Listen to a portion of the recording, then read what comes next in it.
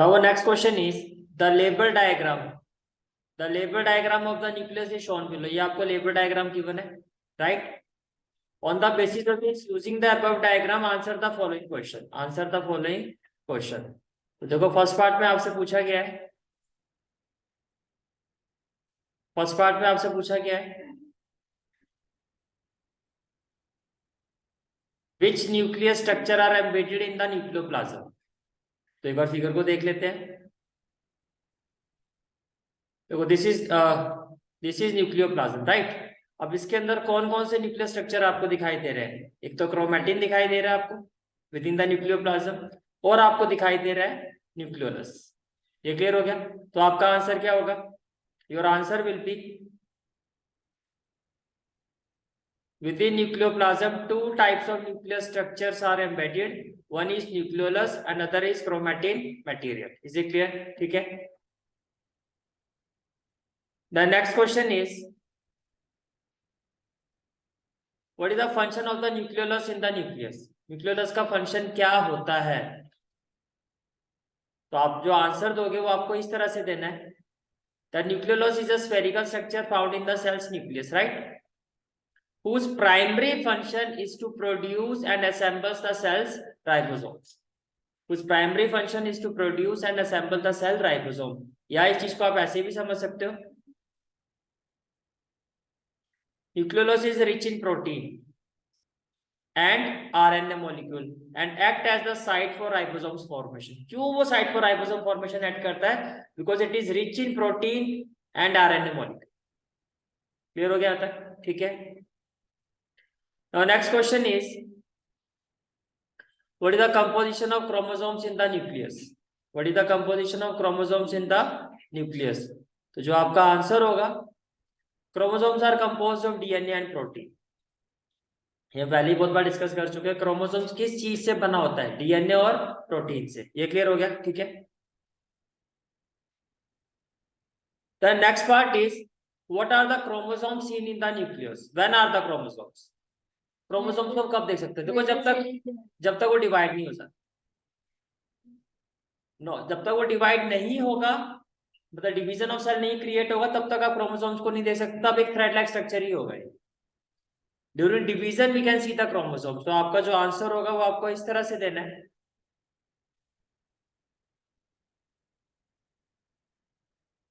In the non dividing cell, we cell अभी divide नहीं हुआ है, then what happen. The DNA is present as act as a chromatin material. तो जो इसमें डीएनए होता है वो एक क्रोमैटिन मटेरियल की तरह काम करता है. ठीक है. which is visible as an entangled mass of thread like structure. Which is visible as an entangled mass of thread like structure, right? DNA को थ्रेड लाइक स्ट्रक्चर नहीं बोलते. डीएनए ऐसे बनती है, पर जो उसकी फॉर्मेशन होती है वो उसी तरह से बनती है. सर वो तो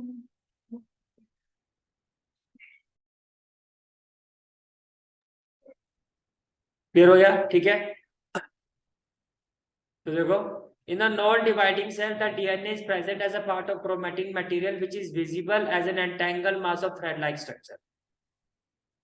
Then whenever the cell is about to divide, that is at the time of cell division, the chromatin material gets organized into chromosomes.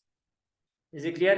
तो मेन पॉइंट जो है यहाँ पर जो आपने सीखा और जो आपको समझना है वो क्या है. whenever the cell is about to divide, तो जब सेल का डिवीजन होता है, जब सेल का क्या होता है, डिवीजन होता है, then the chromatin material gets organized into chromosomes. Is it clear?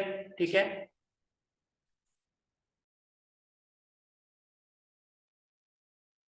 Clear हो गया. ठीक है. and the next point is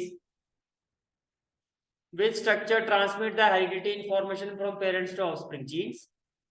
तो आंसर क्या होगा आपका. genes. You can see that genes are the functional unit of chromosome which transmits the heredity information from parents to offspring. ये clear हो गया. ठीक है. Then our next question is an important one too. Distinguish among the true solution. आपको true solution, suspension और colloid के बीच में क्या करना है. डिस्टिंग्विश करना है. ये हमने भी किया था. ठीक है. इन अ टेबुलर फॉर्म. लेकिन किस किस बेसिस पर करना है. स्टेबिलिटी, फिल्ट्रेबिलिटी और टाइप्स ऑफ मिक्सचर में। ये क्लियर हो गया, ठीक है। तो देखो फर्स्ट ऑफ ऑल हम बात करते हैं स्टेबिलिटी। तो अगर हम स्टेबिलिटी पर बात करते हैं सॉल्यूशन में, तो सॉल्यूशन में क्या होता है, इट इज स्टेबल, ये स्टेबल होता है। स्टेबल का मतलब है कि constituting particles do not settle down, जो इसमें पार्टिकल्स होते हैं do not settle down on keeping undisturbed. जैसे कि आप एज इट इज रख दोगे तो इसका ये नहीं है कि पार्टिकल्स नीचे आ जाएंगे। लेकिन सस्पेंशन में क्या होता है, सस्पेंशन में क्या होता है, what happen in suspension, it is unstable. ये स्टेबल होता है, जैसा है वैसे रहेगा, ये अनस्टेबल होता है। Constituting particle settle down on keeping undisturbed, ठीक है। और थर्ड वाला जो पार्ट था आपका, दैट इज कॉलॉइड। कॉलॉइड में क्या होता है, it is quite stable. Colloid काफी हद तक सॉल्यूशंस की तरह ही होते हैं। It is quite stable, constituting particles do not settle down on keeping undisturbed. ये क्लियर हो गया, ठीक है। नेक्स्ट जो डिफरेंस था आपका वो फिल्ट्रेबिलिटी। अब देखो जो आपका फर्स्ट वाला पार्ट है,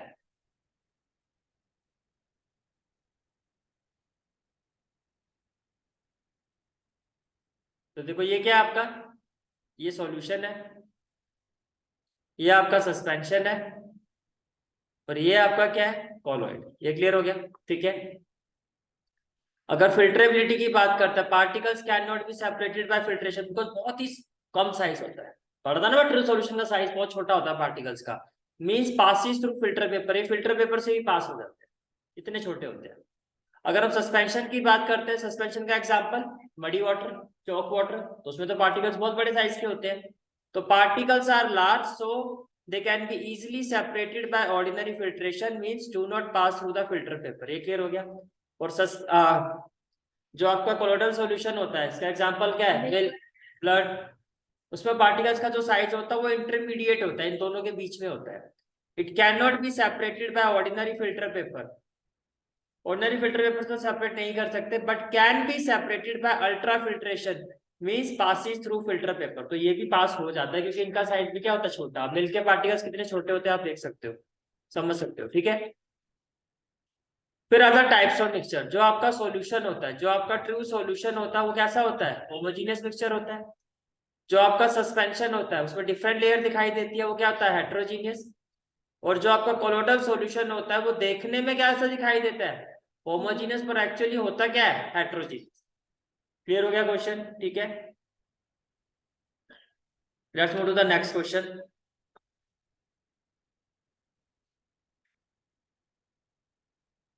next question is give the expression for the concentration of a solution. हमने फॉर्मूला पढ़ा था, mass of solute upon mass of solution into 100। How will you prepare a 10% solution of glucose by mass in the water. तो देखो solution का मतलब क्या है, solute plus solvent. 10% solution किसका बनाना है, ग्लूकोज का। 10% होना चाहिए। तो कहना ही से दैट अगर परसेंटेज वाइज में देखो, पहले तो आप देखो समझो इसको किस तरह से एक्सप्लेन करोगे आप। देखो यही मेथड आपने स्टडी किया था, mass by mass percentage of solution, mass of solute upon mass of solution into 100, mass by volume percentage of solution, mass of solute upon mass of solution into 100। Thus, a 10% solution of glucose can be prepared by dissolving 10 gram of glucose in 90 gram of water. यही होगा। Total solution कितना होता है, 100%, यही होता है ना आपका। तो आपने कहा मास ऑफ सोल्यूट, और उसमें कहा जा रहा है सोल्यूट और 10% होना चाहिए। तो अगर मैं 100 ग्राम लेके चलता हूं इसको, तो 100 ग्राम का 10% कितना हुआ, 10 ग्राम ही तो हुआ। जब मैं 10/100 इंटू 100 करूंगा तभी तो 10% आएगा। तो यहाँ पर सोल्यूट क्या है आपका, ग्लूकोज है। तो कितना होना चाहिए आपका, और dissolving 10 gram of glucose in 90 gram of water. ये क्लियर हो गया, ठीक है। Then now we move to the last section of this paper, that is section E, that is case based study question. ये आपका animal tissues are of many types such as epithelial tissue, connective tissue, muscular tissue and nervous tissue. ये सारे हमने पढ़े थे, ठीक है। Blood is a type of connective tissue and muscles form muscular tissue. The nature of a matrix differ in concordance with the function of the particular connective tissue. Blood as a fluid liquid matrix called plasma, ये भी पढ़ा था हमने. In which red blood corpus, जिसको RBC भी कहते हैं, white blood corpus और इनको क्या कहा जाता है, सोल्जर. ठीक है. And platelets are suspended. Okay. Blood flows and transport gases, digested food, hormones and waste material to different parts of the body. That is why we say that blood is the biggest transporter in our body. सबसे बड़ा transporter यही होता है हमारी body का. ठीक है. Then bone is another example of connective tissue. It forms the framework that supports the body. It also anchors the muscles and supports the main organs of the body. Another type of connective tissue, cartilage, has widely spaced cells. Okay, ये सारी information given है, ये हमने पढ़ लिया paragraph. ठीक है. अब आपको कहा था आइडेंटिफाई द फॉलोइंग टिश्यू. कौन सा टिश्यू दिखाई दे रहा है? Adipose. Very good. This is an adipose tissue. This is an adipose tissue. ये क्लियर हो गया. ठीक है. Are the cells of connective tissue loosely spaced? Yes. Intracellular matrix में होते हैं ना वो. ठीक है. तो जो आप आंसर दोगे वो किस तरह से दोगे आप अपना? तो फर्स्ट पार्ट में आपने कहा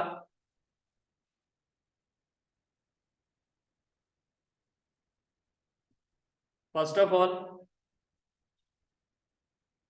जो फर्स्ट पार्ट का आपका आंसर था दैट इज एडिपोज टिश्यू. थोड़ा सा मैं इसके बारे में एक्सप्लेन भी कर देता हूं.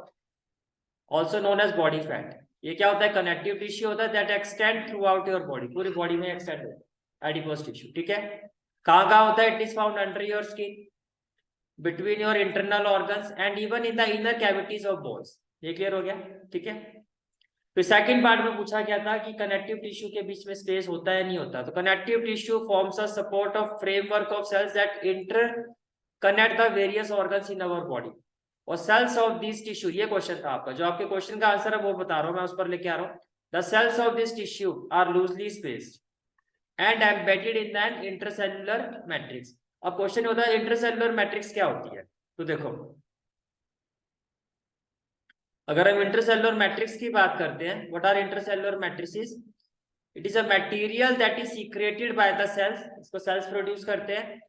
That will fill up space between the cells in a tissue and also protect the cells and hold each cell together. यानी कि सेल्स के बीच में होता है और उनको क्या करके रखता है? होल्ड करके रखता है. और वहीं आपका क्या होता है? कनेक्टिव टिश्यू होता है. तो कनेक्टिव टिश्यू क्या होता है? इसके बीच में स्पेस होता है ना, स्पेस सेल्स के बीच में. फिर आपसे क्वेश्चन ये पूछा गया था what are the components of matrix of bone. तो इसमें आपका आंसर क्या होगा? Calcium and phosphorus. आपने देखा ना, जब बोन्स वीक होती है तो कहते हैं भाई कैल्शियम का इंटेक लेने की जरूरत है. Calcium and phosphorus compounds are the component of matrix of bone. ये क्लियर हो गया. ठीक है. फिर आता है सेक्शन क्वेश्चन नंबर 37. इसमें पोल्ट्री के बारे में बताया गया है. देखो पैराग्राफ मैं आपको यही सलाह दूंगा, आप सीधा क्वेश्चन पर जाओ. फिर अगर आपको क्वेश्चन पे लगी कोई ऐसी चीज पूछी गई है जिसके लिए आपको पैराग्राफ पढ़ना पड़ेगा, एक एग्जांपल के तौर पे जैसे यही ले लो आप. इसमें कुछ भी ऐसा नहीं था जो पैराग्राफ से में हमें जाना पड़ा, सीधा सीधा हमें आंसर करना है. तो विदाउट वेस्टिंग एनी टाइम सीधा पहले क्वेश्चन पर जाओ. फिर आपको लगता है कि नहीं कोई ऐसी इंफॉर्मेशन है जो मुझे पैराग्राफ से मिलेगी, फिर आप पैराग्राफ करो. समझ में आ गया. ठीक है. तो देखो इसमें पूछा क्या गया आपको, what is the meaning of layers regarding poultry. तो लेयर्स किसको कहा जाता है पोल्ट्री में? एग लेइंग जो होते हैं. तो आपका जो आंसर होगा वो किस तरह से देना है आपको?